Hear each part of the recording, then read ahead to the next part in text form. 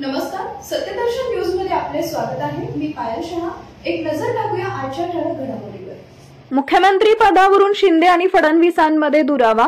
विधानसभा निवडणुकीत महायुतीला घवघवीत यश मिळालं। या यशानंतर महायुतीत सध्या सत्ता स्थापनेसाठी प्रयत्न केला जातोय। मात्र मुख्यमंत्री पदावरून महायुतीमध्ये सध्या धुसफूस चालू आहे। मिळालेल्या माहितीनुसार मुख्यमंत्री एकनाथ शिंदे हे मुख्यमंत्री पदावर अडून बसलेत, तर दुसरीकडे सर्वात मोठा पक्ष ठरल्यामुळे भाजपा देखील मुख्यमंत्री पदावर ठाम आहे। याच कारणामुळे या दोन्ही पक्षातील वरिष्ठ नेत्यात नाराजी दिसून येते। मुंबईतील अतिरेकी हल्ल्यातील शहीदांना श्रद्धांजली करण्याच्या शासकीय कार्यक्रमात मुख्यमंत्री एकनाथ शिंदे आणि उपमुख्यमंत्री देवेंद्र फडणवीस एकत्र आले होते।